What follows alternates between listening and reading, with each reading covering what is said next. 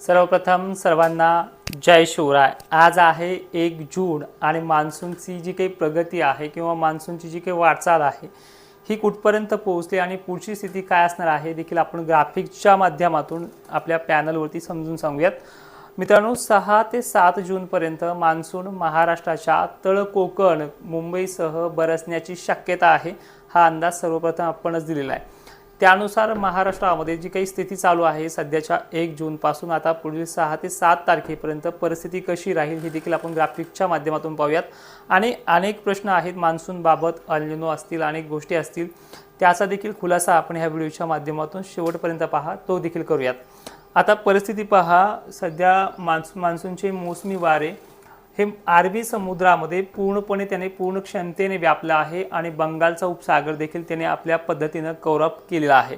थोडा अडथळा भारताच्या पृष्ठभागावरती येण्यासाठी किंवा कोकण किनारपट्टीवरती येण्यासाठी दिसतो आहे, पण हा अडथळा अवघ्या 4 ते 5 दिवसांमध्ये संपुष्टात येईल आणि मान्सूनची जी काही वाटचाल आहे ती फास्ट गतीने महाराष्ट्राच्या तळ कोकणापर्यंत येण्यासाठी अवघ्या 6 दिवसाचा कालावधी आपण बाकी आहे। आता याची घोषणा शासकीय यंत्रणा कधी करेल, काय करेल हे सांगता येत नाही, पण मी माझ्या पद्धतीने हे एक्सप्लेन करण्याचा प्रयत्न करतो आहे। आता पद्धत बघा, ज्या कालपर्यंत जो काही पाऊस झाला आहे 31 मेला, जो राजस्थान, कर्नाटक, MP भागामध्ये आणि महाराष्ट्राच्या अनेक जिल्ह्यांमध्ये जसं की छत्रपती संभाजीनगर असेल, नाशिक क्षेत्र असेल, अहिल्यानगर असेल किंवा बीड जिल्ह्यासह सांगली, सोलापूरच्या काही भागामध्ये, बीडसह अनेक भागांची हजेरी पुढचे 4 ते 5 दिवस अजून कायम आहे। जवळपास 6 तारखेपर्यंत याचा जोर जो आहे स्थानिक लेवलला तो असणार आहे।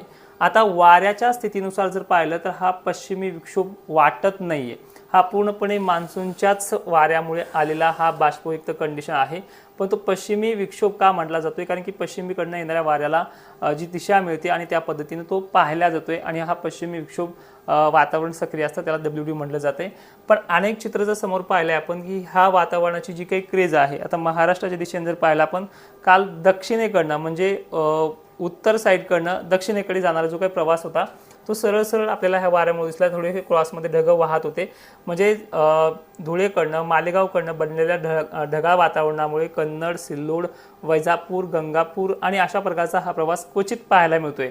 म्हणजे उत्तर दक्षिण प्रवास हा देखील पाहायला मिळाला आणि हाच क्रॉस करत करत इकडे लातूरकडे जाण्याची शक्यता याची देखील जास्त राहते आणि आज देखील वाऱ्याची स्थिती आजच्या 1 जूनला देखील तीच पद्धतीने पाहायला मिळते।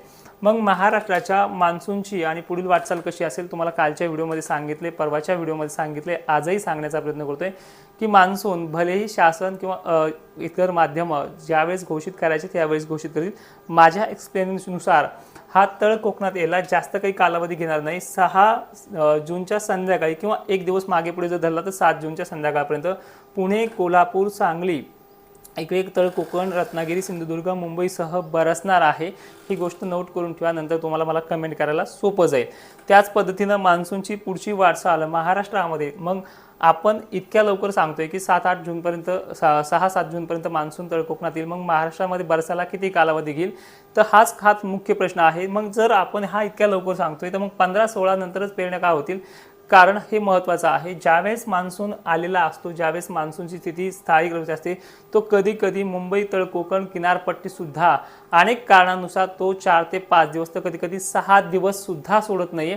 एकंदरीत चित्र पाहिलं तर 14 जूनच्या नंतरच हे बदलणार आहे, ज्यामुळे महाराष्ट्राच्या मराठवाडा विभाग, पश्चिम विभाग, दक्षिण विभाग किंवा पूर्व विदर्भामध्ये मान्सूनचा पाऊस पडेल। हा जो पडतोय हा पूर्व मोसमी किंवा आपण WDचा जे काही चालू आहे वातावरण सांगणं, या पद्धतीनं तो आहे।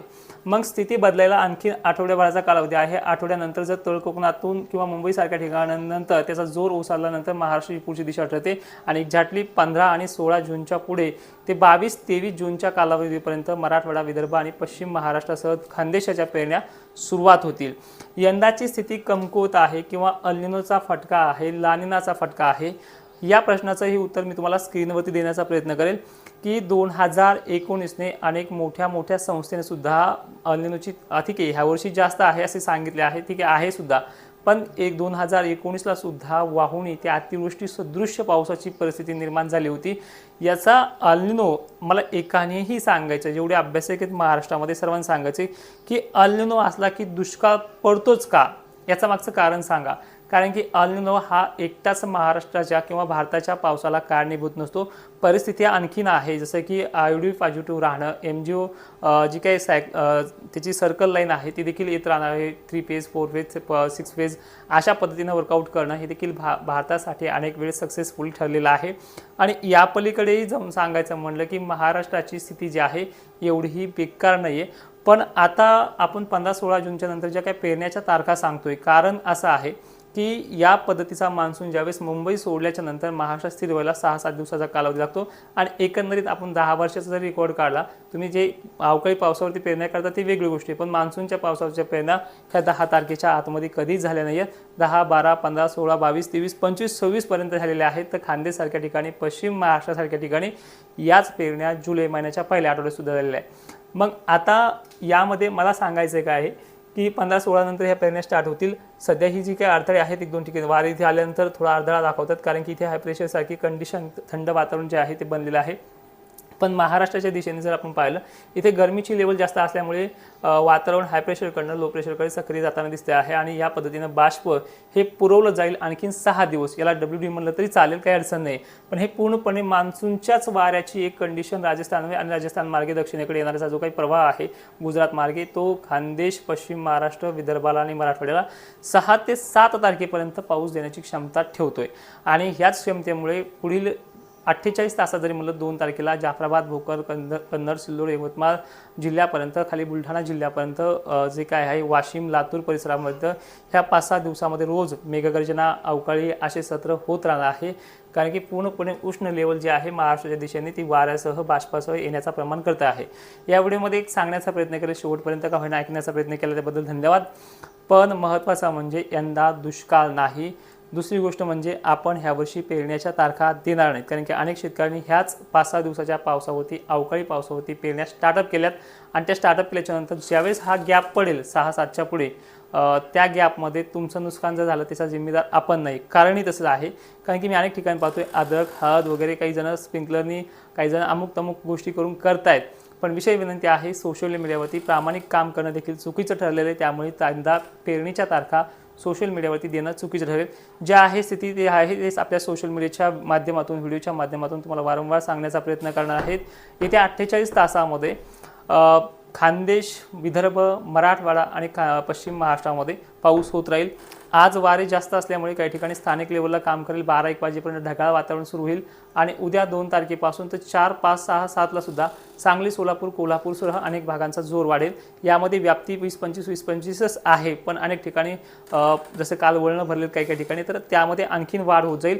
आणि गुड न्यूज अशी आहे की 5-6 पर्यंत अनेक भागांना हा पाणी झाल्याशिवाय राहणार नाही आहे. आणि तिथून पुढे मान्सूनची स्थिती वाढेल. यामध्ये काय समजलं किंवा नाही समजलं कमेंट बॉक्समध्ये आवर्जून कळवा. पुढचा व्हिडिओ कुठल्या टॉपिकवरती बनवायचा ते देखील सांगण्याचा प्रयत्न करा. जय शिवराय.